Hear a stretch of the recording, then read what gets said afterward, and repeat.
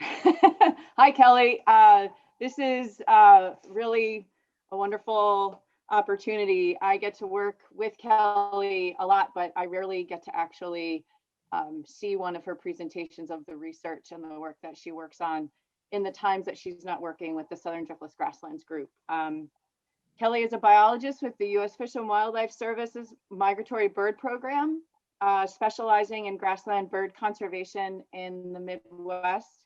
She builds capacity with many partners, including our own partnership, to conduct research and conservation delivery for species in need, such as the bobolink Eastern Meadowlark. She's stationed out of Madison, Wisconsin. So thank you so much, Kelly, for joining us and giving us your time today. Yeah, of course.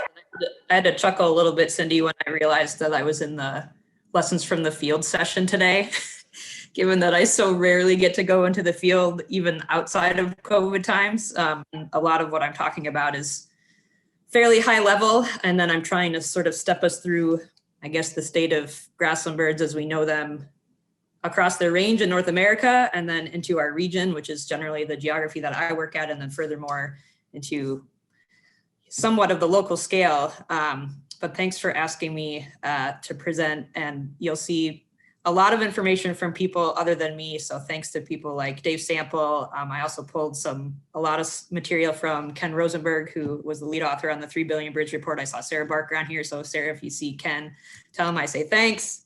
But where I am going to start today is anytime I get a chance to tell a little bit of my own story about where I come from and talk about my own family farm as it relates to my thoughts on bird conservation, I do so.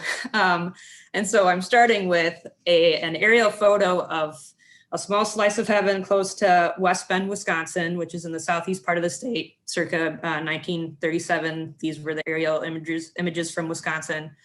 To sort of paint a picture in your mind of why did we have so many birds, and in particular grassland birds, at the inception of some of the breeding bird survey, which is the bulk of the information that we have used since the 70s to track trends of birds. My family farm, and I think you can see my laser pointer, was in this vicinity. And you can see that it's relatively open landscape, lots of small homesteads, dotting the landscape here. Not a ton of forest cover. This is the Milwaukee River that's running through. You can imagine, small family farms, small dairy herds, 10 kids on the farm helping manage that dairy herd, and just a lot of opportunity for birds to utilize that farming landscape. Fast forward to, I believe this image is from 2017, and you can see that this landscape has dramatically changed, not just the agricultural aspect of it, but we have a tremendous amount of urbanization. You can see down here in the right corner, a ton of urbanization that happened here. We actually have a significant increase in what I would say is forest cover. I'm calling it a significant increase of forest cover here, up in this general area too. A lot of, kind of suburban home development. We have a freeway that went in.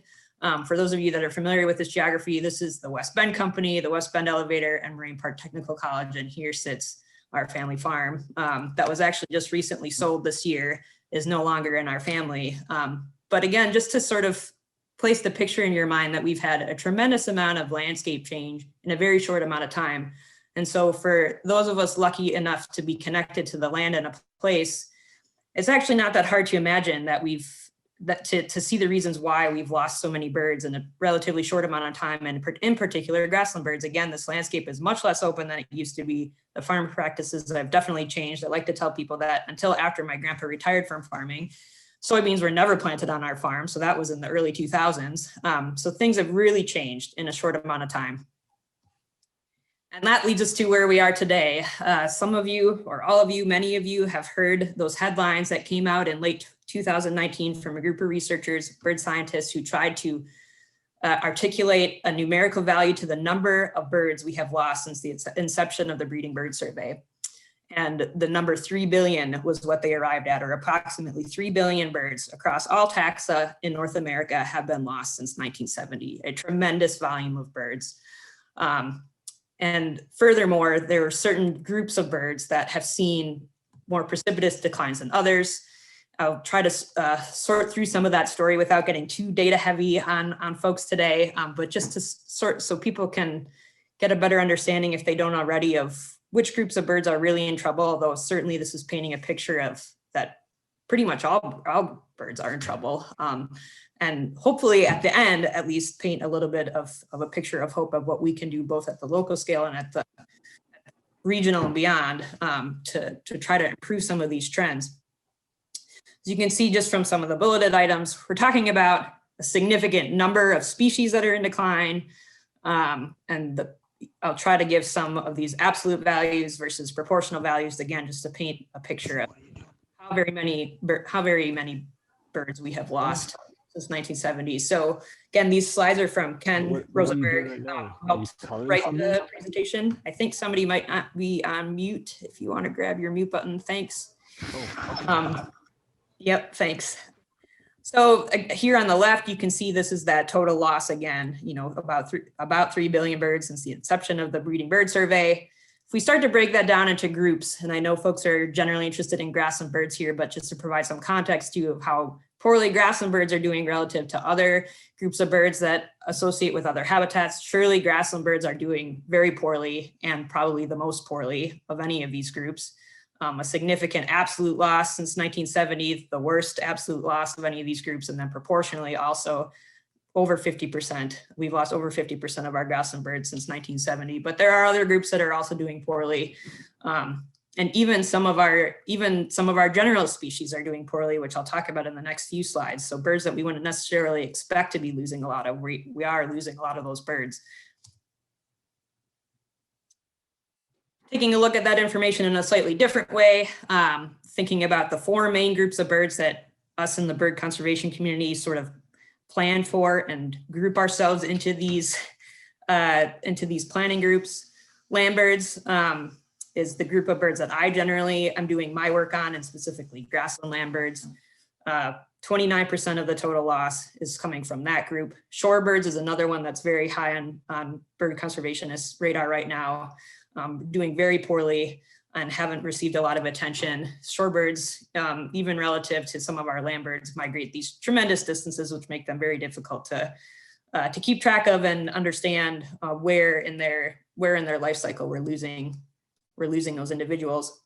Waterbirds, so things like colonial waterbirds, secretive marsh birds, again, seeing some significant losses. And then of course, we have waterfowl, which have had a lot of dedicated conservation effort in the past several decades, seeing a pretty good increase. And some of that certainly is related to climate and the fact that we've had water in the prairies at the right time, but also tells a story of when we do dedicate a lot of resources and a lot of manpower and brain power to a certain group of species, we can see really incredible gains. So like I'd mentioned before, not only are the grassland birds of interest to us in steep decline, but also some of the very common birds in our landscapes that we sort of take for granted are really in decline. A couple of these being, pretty prominent in southwestern Wisconsin, and something maybe that a lot of us don't think about. Horned larks have seen, again, just a tremendous amount of decline. Red-winged blackbirds, the nuisance red-winged blackbird, again, seeing a tremendous amount of loss of individuals in the past since 1970. Some backyard bird feeder birds in the wintertime, dark-eyed juncos and savanna sparrows. We also have here very common birds that are experiencing a significant amount of loss. And then finally, some birds that we see so often around your house, especially on those rural homesteads, accounting for a tremendous amount of the 3 billion birds lost, according to this analysis. Things like house sparrows, European starlings, and rock pigeons. Again, 331 million birds, that's a tremendous loss. And we would expect that something that's such a good generalist, like a house sparrow, maybe wouldn't have experienced such steep declines, but they certainly have. So again, I think the story that we can write home about is just that all birds seemingly are in pretty significant trouble. And of course, grassland birds are a big part of that picture, but we're seeing a huge loss of bird life altogether. And probably one of our favorite birds here in the Southwest, one that most people who have grown up in open landscapes think about and remember, our Eastern Meadowlark. 3 and 4 Eastern Meadowlarks have been lost since 1970. So just to, again, to sort of put it into a little bit more tangible feeling about how many birds are gone. I was just talking to a gentleman yesterday about, he said, you know, I don't notice as many bobolinks and Eastern Meadowlarks. And I was like, yeah, did you know we've actually lost 3 and 4 Meadowlarks since 1970. So it makes sense that people are really starting to notice this loss of bird life. If you want more information about that 3 Billion Birds report, for the data geeks, for the birders, for the concerned citizen, there's all kinds of information on the 3 Billion Birds website. Lots of social media attention with the Bring Birds Back hashtag, and a tremendous amount of resources and effort that has been brought about because of this report, including internally within the Fish and Wildlife Service. There's a tremendous amount of concern and effort and sort of catalyzing the bird conservation community that's been going on as a result of this to try to figure out how do we stem these declines. All right, so it's trying to get us to step into sort of this conservation delivery regional scale aspect of grassland bird decline, and what are some things that have been working, what are some things that we need to be doing more of in the future. This graph came from the State of the Birds report, which is generally annually produced by a group called the North American Bird Conservation Initiative, showing again that our wetland birds have done pretty well in the past couple decades. And these are all in reference to the inception of farm bill programs that we anticipated would be benefiting these birds. So things like wetland reserve program or conservation reserve program. When did those programs get put into place? And as a result, did we actually see those programs making some sort of measurable difference on bird populations at a large scale? You can see here, we did have some stemming of the loss of decline of grassland birds when we introduced CRP and then further made some tweaks to how we approach grassland conservation in the Farm Bill, but certainly not as appreciable of gains as the wetland birds experienced. A lot of what my job involves is taking this national scale information, stepping it down to our fairly large regional scale, our Midwest states, thinking about which species are we most primed to be making a difference for, and then providing that information to partners like Southern Driftless Grasslands to say, we think you can make a difference for these species, and here's some population information about them, things like that. So in 2016, a group called Partners in Flight updated a plan for land birds specifically across North America and suggested to various geographies like ours, which species broken up by habitats maybe they should be focusing on given the percentage of the population that might exist in that geography, how steeply those birds are declining overall, and which ones I guess are most at risk. And so here's just a snapshot from the plan at the time indicating what we thought were some grassland species that our geography, specifically the Upper Mississippi River and Great Lakes Joint Venture, should be focusing on. So some no-brainers here: Henzo sparrow, which we have a huge chunk of their breeding population, bobolink, greater prairie chicken. Again, here pops up horned lark, popping up because they are experiencing such precipitous declines. And this is the B's and W's here, and the R's are related to what part of their life cycle are they in our geography, and thus maybe we should focus on to try to conserve that species. So W being winter for short-eared owl. We have wintering short-eared owls here in good numbers. We have both breeding and wintering horned larks, et cetera.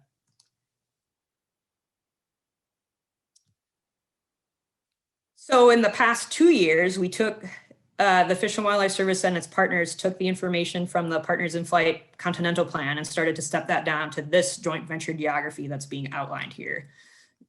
Try to provide finer scale spatial information about where in the geography we should work to try to conserve groups of birds. In this particular instance, the pictures I'm showing are where should we try to work to improve outcomes for grassland birds. And so a lot of this is using fairly coarse spatial information still, but I think what these images drive home is still that we have a good chunk of contiguous grassland of all different types that exists in Southwest Wisconsin, and relative to some of these other Great Lakes states, to me, this is by far one of the best areas that we could be working to try to make meaningful gains for some of our grassland bird species. Some other things we did in this updated land bird plan was provide population objectives for our focal species. I believe this plan has just been recently posted to the joint venture website, or if you want more, a direct link to it or more information about it, feel free to reach out to me. It was literally posted within the past couple of days. I like to show this graph of Eastern Meadowlark. What we tried to do was show what the population of these focal species would do in the next 30 years if the current trajectory that those species are on continues pretty much unabated. And this Eastern Meadowlark is an interesting example. The bulk of the population in the joint venture is actually to the south of us, the south of Wisconsin. And this dotted line indicates where the population will go if we continue on an annual decrease of, let's say, 3 to 5% is probably about the range that it's in, which seems like a really small number if we're only losing 3 to 5% annually in a specific geography. But I think what these graphs really do is show you pay attention to the gap of where we're going to be in 30 years if we don't really do anything, and where we would try to be based on some guidance given out in the Partners in Flight plan about, how much annually do we need to change the trajectory of these populations in order to simply stabilize them. And we're talking, really significant difference in the number of birds, the actual number of birds that we're going to have to try to bring back just to stabilize the population in 30 years. So, pretty interesting information that we were able to put together, and I think pretty eye-opening for a lot of the partners to show just how far we have to go. Again, to try to provide some context of bringing this even further down into a smaller spatial scale, so that a state like Wisconsin versus a bird conservation region, which is a geographic designation, again, that us bird nerds like to use to try to isolate areas that we can do conservation activities within. Wisconsin is experiencing the same type of declines for the most part as other Midwestern areas for the core species of interest: Henslow sparrows, bobolink, Eastern meadowlarks. So not really anything too surprising there. Some information that I put together when Cindy and Kurt Waterstrada and Dave Sample and I went to the Fish and Wildlife Service just to show empirically how very important Wisconsin is to certain grassland birds. I was trying to illustrate just how many individuals we have of some of these focal species of interest based on adjusted for the size of the geography that we're talking about. And so, again, you can see here, without me getting into too much detail about how I did this analysis, that Wisconsin has a pretty good chunk of the grassland birds relative to some of these other states. These aren't statewide estimates of these birds, but they're adjusted proportionally based on the size of a certain part of Wisconsin, where our project area is relative to some other states. So again, driving home the point that Southwest Wisconsin is where it's at if we're going to try to be conserving some of these birds.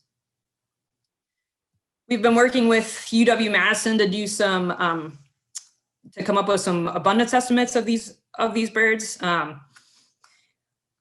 and furthermore break down the contribution of these project areas to grassland bird populations. So this analysis hopefully will be available more widely in the next year or two, but showing here the red areas being places where we have the highest net relative abundance of Eastern meadowlarks in the state, here being our project area.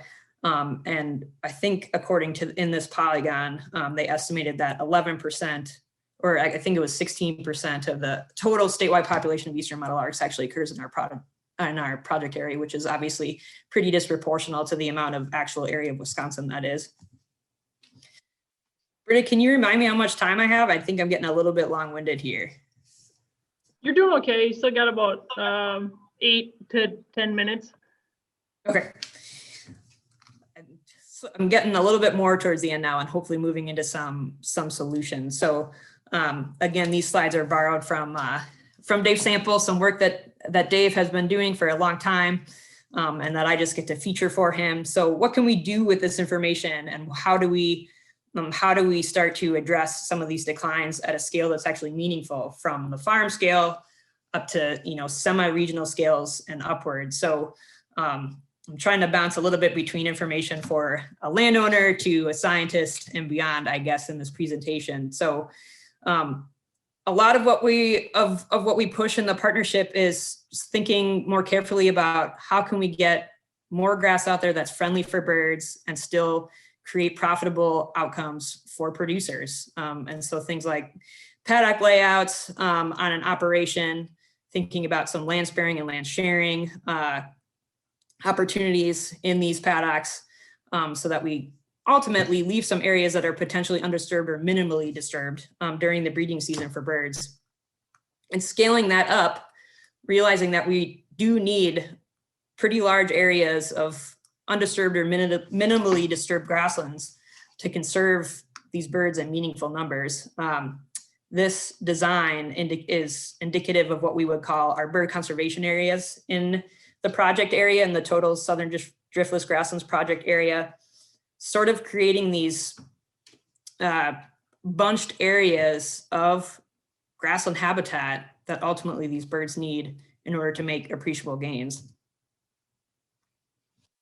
More information that Dave Sample has developed over a career of conserving grassland birds. We need a lot of different kinds of grassland habitat in order to meet the needs for things like bobolink, grasshopper sparrow, Henslow sparrow, and Eastern Meadowlarks. And that those types of grassland structure are created through a variety of disturbance regimes. So whether that's fire, whether it's mowing, whether it's grazing, hay harvest, we need a little bit of all of those things to be going on in this landscape in order to create the habitat structure needed by this full suite of grassland birds. A lot of folks are always concerned about, is there a time period where I can sort of safely be mowing, grazing, doing some other type of disturbance? Can I do a spring burn and still, protect nesting birds, things like that? Generally, the bulk of the nesting that's happening is in the, from the early to the middle part of the summer.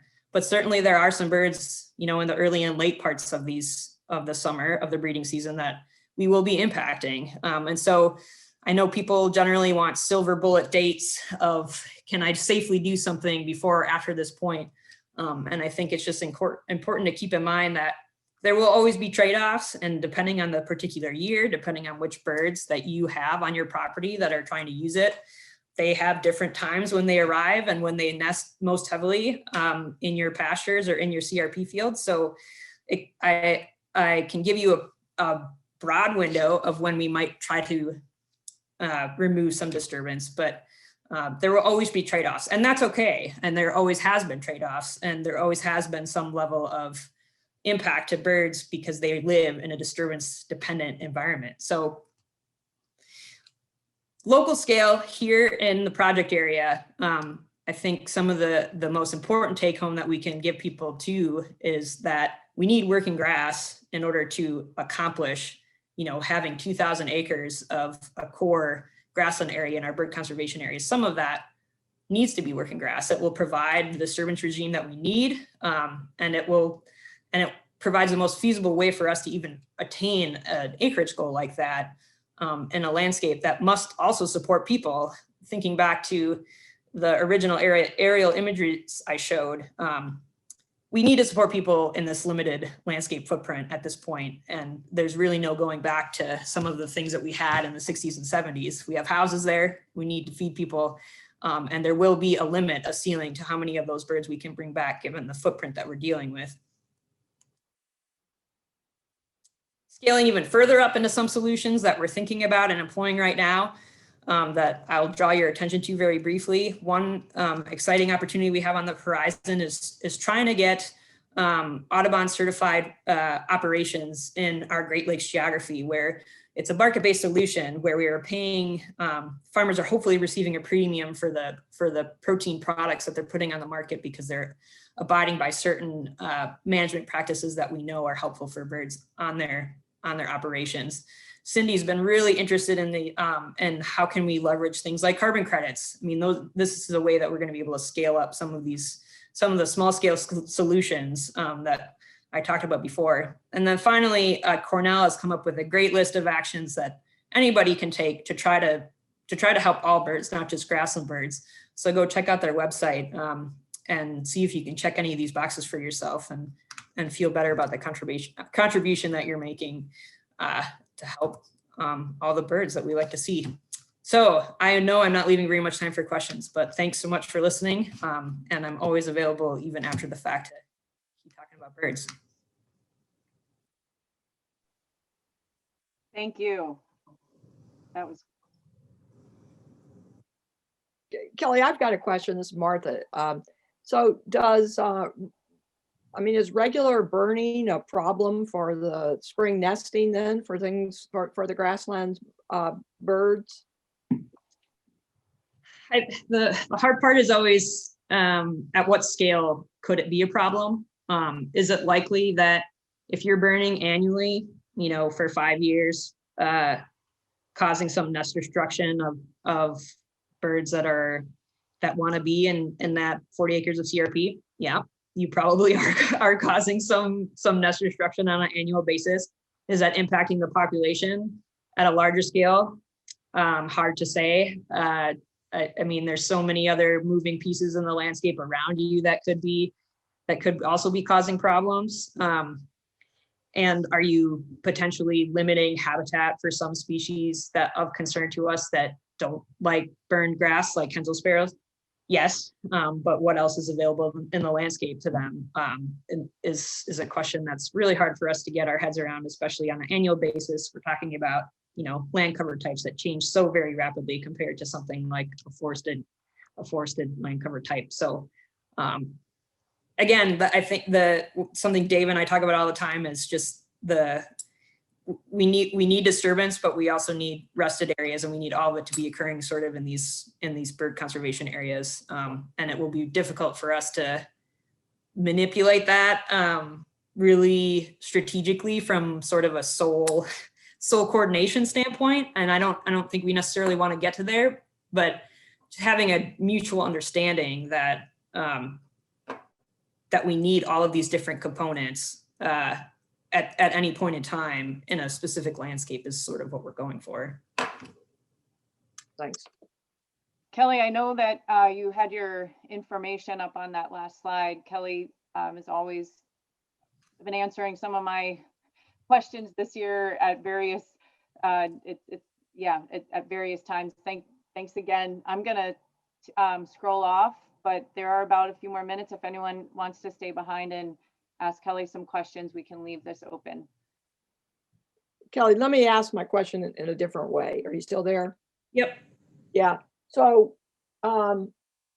this is now just about, I guess, a question about my property. I've been burning really frequently to try to interseed, but I think it has cut down on the bird population. Should I always leave half unburned or something if it's, because I'm not surrounded by other grasslands. Mostly people are planting corn and soybeans by me. Mm-hmm. You could, you certainly could. And again, sometimes it's hard for me to balance guidance between super site specific stuff and right. Need a large scale. And the same, if you're doing some annual birding to try to cut down on brush, the birds might not be there if it gets brushed in anyway. So which is worse? And those are the kind of questions that really hard for us to have a solid answer for. And so I think ultimately what I tell people is if you can create the most resilient and structurally diverse site you can with the least amount of disturbance you can, that would be the idea. You're aiming for. Okay. And even if that means taking, where it takes several years of pretty intense disturbance so that you can kind of back off, or you could leave refuge areas over time that are more resilient to begin with, that aren't as brushed in. Those are all good things. They're all going to be doing more for birds than for grassland birds than, a corn or soybean field, or, a pretty intensely mowed alfalfa field, something like that. So, but but I appreciate your concerns. Lots of landowners ask those questions. It's just hard to come up with, again, silver bullet solutions. Is there any chance they're going to reintroduce prairie chickens up here anytime soon, or? I see some DNR people on the call. I bet you they would love to answer that question, right? No, I'm not. I kid with you guys. Not that I know of. I mean, I know that there was some talk when we were doing the regional planning about how much we should address prairie chickens so that states like Wisconsin could say one way or the other whether or not they should be advocating harder or less for prairie chicken conservation in Wisconsin. And what in my role, ultimately, what we said was that there are birds in more need regionally than prairie chickens. So Okay. I don't necessarily have I don't have a lot to say about prairie chickens in particular, but I haven't heard anything about trying to expand the population or do more than simply conserve what they have in central Wisconsin at this point. Kelly, I got a quick question. I really appreciated the beginning of your talk where you brought out your farm in West Bend, and from that you really saw a regional change in the landscape between the interstate highway system and the housing development going in by your family's farm, and that kind of large scale landscape shift is kind of what is needed to provide the regional level of habitat needed to support these populations.